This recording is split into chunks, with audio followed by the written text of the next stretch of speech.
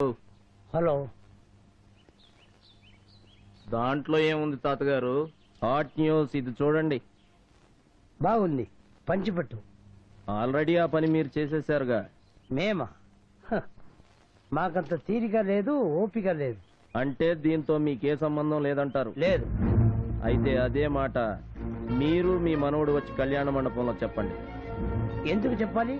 మీరొచ్చి చెప్పకపోతే ఆ కుటుంబం పరువు పోతుంది గనక, మీరొచ్చి చెప్పకపోతే పీటల మీద పెళ్లి ఆగిపోతుంది గనక, మీరొచ్చి చెప్పకపోతే ఓ అమ్మాయి జీవితం నాశనం అవుతుంది గనక. మేము చెప్తే బఫూర్లు అవుతావు గనక, మేము చెప్తే జోకర్లు అవుతావు గనక, మేము చెప్తే బ్రోకర్లు అవుతావు గనక మేము రామ్ చెప్పం, సర్టిఫికేట్లు ఇవ్వం. వాడిని బతిమాటం ఏంటండి? 4 తగిలిస్తే వాడే వస్తాడు. హలో తాతగారు, అక్కడ పెళ్లికి 1000 మంది వచ్చున్నారు. ఇప్పుడు ఆ పెళ్లి ఆగిపోతే మళ్ళీ ఆ పిల్లకి ఈ జన్మలో పెళ్లి కాదు, ఆడపిల్ల జీవితం. మీ కాళ్ళు పట్టుకుంటారు. చాలా ఆపమ్మా. మీరు పాలరాయి మీద పడ్డా, మేము నాపరాయి మీద పడ్డా వచ్చే కన్నీళ్లు ఉప్పు నీళ్ళేనమ్మా. చెడేదానికి ఆడపిల్ల జీవితం, మగపిల్లాడి జీవితం అనే డిఫరెన్స్ ఉండవు. మేము రామ్. ఇక మీరు తాతగారు, మేమింతగా రిక్వెస్ట్ చేస్తున్నా, మీరు ఇలా మొండికేయటం ఏం బాలేదండి. వేస్తానయ్యా, మొండికేస్తాను. ఏం చేస్తావు? కేసు పెడతావా? పెట్టుకో. ఎఫ్ఐఆర్ రాస్తావా? రాసుకో. నన్ను నా మనవాడిని బొక్కలో పెట్టి మక్కలు కొట్టి కోర్టు తీసుకెళ్ళు. అంతేగాని బ్రోకర్లా, మంట పనికిరా, శోభనానికిరా, వచ్చి కాపలా కాయట్టే కాయడానికి మేమేం వెర్రి పప్పులో కాదు. Get out. నేనొస్తాను సార్. ఏంట్రా? అవును తాతయ్య, నేను వెళ్ళి చెప్పొస్తాను. ఏం చెప్తావు? నీ పెళ్ళానికి నీకు సంబంధం లేదని చెప్తావా? నీకు దానికి ప్రేమ లేదని చెప్తావా? అసలు పెళ్ళే కాలేదని చెప్తావా? చెప్పి నీ పెళ్ళాన్ని ఇంకొకటికి దార్చొస్తావా? తార్చను. పెళ్ళి నేను తన మెడలో 3 ముళ్ళు వేశాను, మాకు శోభనం కూడా జరిగింది అని అందరి ముందు అరిచి మరీ చెప్పొస్తాను. అలా చెప్తే నువ్వు నా పెళ్ళని నాకు తెచ్చిస్తావా? తనతో కాపురం చేయిస్తావా? చెప్పు. అలా తెచ్చిస్తానంటే ఇక్కడే ఈ గుమ్మ ముందే కూర్చుని ఎదురు చూస్తాను. 1 రోజు కాదు, నెలలు కాదు, ఎన్నేళ్లైనా సరే. మాట్లాడమే తాతయ్య.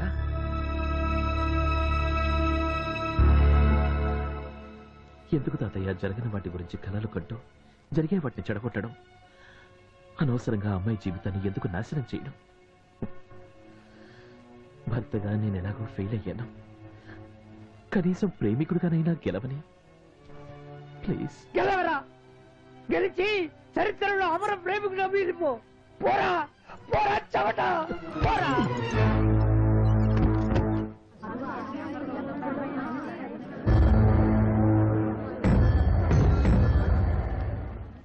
ఇతనేనండి ఆ కుర్రాడు. శ్రీను, ఏం జరిగిందో వివరంగా చెప్పు.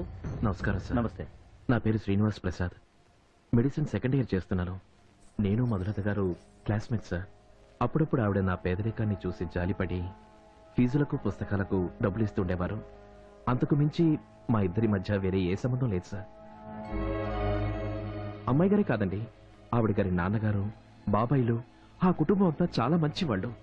అలాంటి కుటుంబం మీద ఇలాంటి అభాండం వేయడం మహా పాపం సార్. ఇదేదో ఆయన్ని అప్రతిష్ట పాలు చేయడం కోసం గిట్టని వాళ్ళు చేసిన పని ఉంటుంది. ఈ కంప్యూటర్ యుగంలో ఇలాంటి ఫోటోలు క్రియేట్ చేయడం ఎంతసేపు అండి? అనవసరంగా దేవత లాంటి అమ్మాయి గారి మీద ఇలాంటి నింద వేసిన వాళ్ళ కళ్ళు పోతాయి సార్. సిఐ గారు, ఇదే కదా మీరు చెప్పమంది?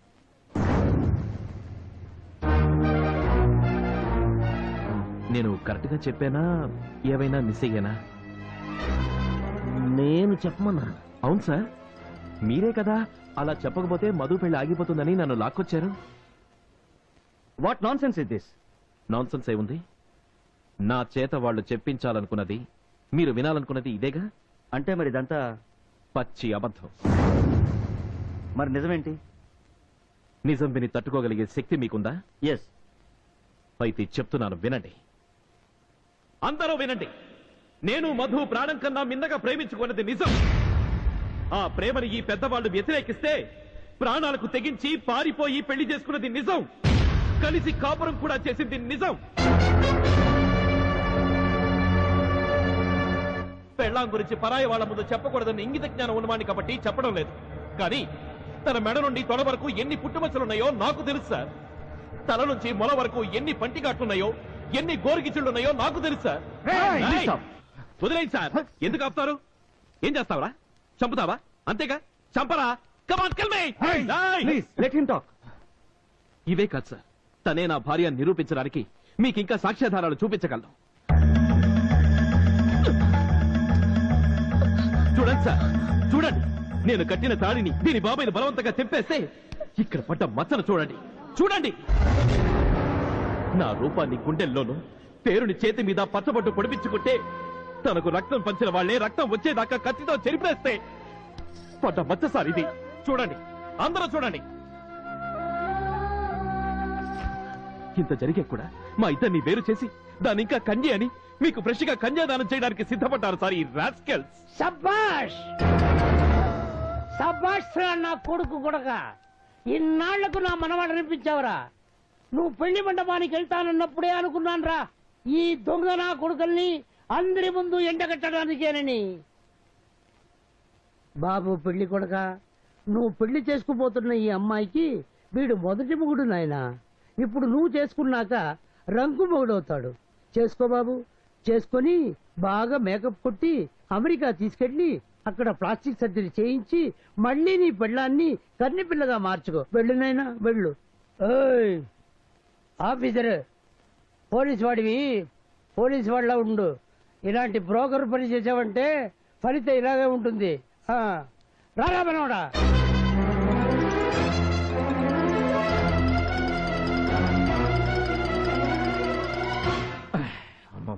ఎంత మందు కొట్టినా దిగనంత కిక్కిచ్చాడు. ఆడు మామూలు నాకడు కాదు, కంట్రీ నంబర్ 1. సార్ మీకు విషయం చెప్పాలి సార్. ఏంటది? అదే అమ్మాయి అబ్బాయి గురించి. చెప్పు. వాళ్ళిద్దరూ నిజంగానే లవర్స్ సార్. అవును సార్, ఆ సీను అమ్మాయిని సిన్సియర్ గా ప్రేమించాడు సార్.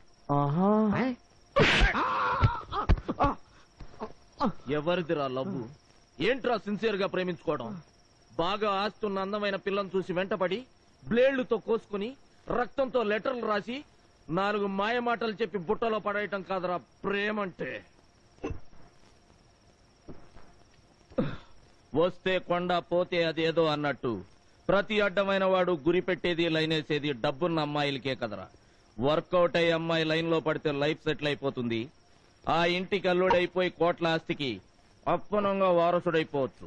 పైసా ఖర్చు లేకుండా అందమైన అమ్మాయితో రొమాన్స్, ఏ కష్టం పడకుండా తయారుగా వచ్చిన కారులో షికారులు. సుఖానికి సుఖం, స్టేటస్ కి స్టేటస్. నువ్వన్న ప్రేమ హై క్లాస్ అమ్మాయిల మేకప్పుల్లోనూ మేడకప్పుల్లోనే ఉంటుందా? స్లమ్ముల్లోనూ మురికివాడల్లోనూ కూలీ నాలీ చేసుకునే అమ్మాయిల కొప్పుల్లో ఉండదా? ఏనాడైనా ఏ కాలేజీ కుర్రాడైనా ఓ పేదింటి పిల్లనో లేదా రోడ్ల మీద కాగితాలు ఏరుకునేదాన్నో కుంటిదాన్నో గుడ్డిదాన్నో అనాథనో ప్రేమించి పెళ్లి చేసుకున్నాడని నువ్వు ఎప్పుడైనా విన్నావా? మాట్లాడవే. వినలేదండి. నువ్వు వెళ్ళారా? కూర్చో. అంతెందుకు, నీ సంగతికి వద్దాం. నీ కూతురు పిక్ పాకెట్ గాడిని ప్రేమించిందనుకో, వాడికిచ్చి పెళ్లి చేస్తావా? ఓ బేవర్స్ గాడిని లవ్ చేసిందనుకో, వాడికిచ్చి చేస్తావా? నోటితో చెప్పు. చేయనండి. నువ్వు వాడి మక్కెలు ఎరగొట్టి బొక్కలో దోస్తావు అంతేగా? నోటితో అంటే అంటే నెలకి 3000 రూపాయలు సంపాదించే నీ రేంజ్కే అలా అంటే కోటీశ్వరుడైన పిల్ల తండ్రి ఆ ఫుట్పాత్ గాడికిచ్చి పెళ్లి ఎలా చేస్తాడనుకున్నావరా? పోరా. ప్రేమించుకున్నారంట, ప్రేమించుకున్నారు. నువ్వు పారిపోతాదయ్యా.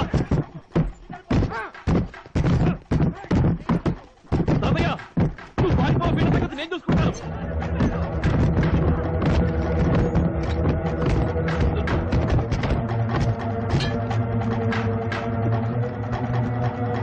తాతయ్య, నా మాట విను, నువ్వు పారిపో. చంపైన చంపాలి, చావైన చావాలి. అంతేగాని వీపు చూపించి పారిపోవడం మన వంశంలో లేదురా. రాణిరా నా కొడుకుల్ని. నువ్వు తప్పుకో. తాతయ్య, బొక్కగా మాట్లాడుకో. వాళ్ళు చాలా మంది ఉన్నారు, దొరికితే చంపేస్తారు. చంపమండ్రా. సత్య ముందు కనీసం 4 వేసి సస్తాడ్రా.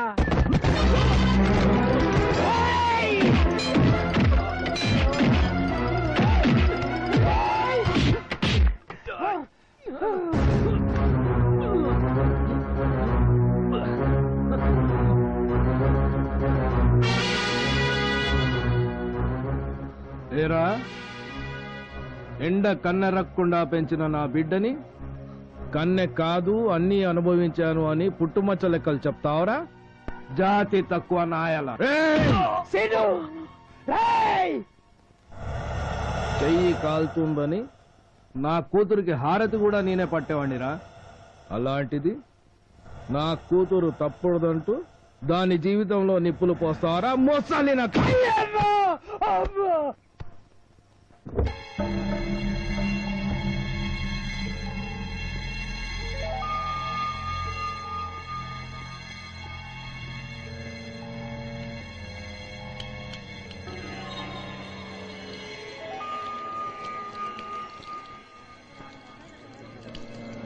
రేయ్, చూడండి, అందరూ చూడండి. బీడికి కూడా గతి లేని బికారి నా కొడుకులు బిల్డింగ్ల మీద కన్నేస్తే ఏం జరుగుతుందో చూడండి, బాగా చూడండి.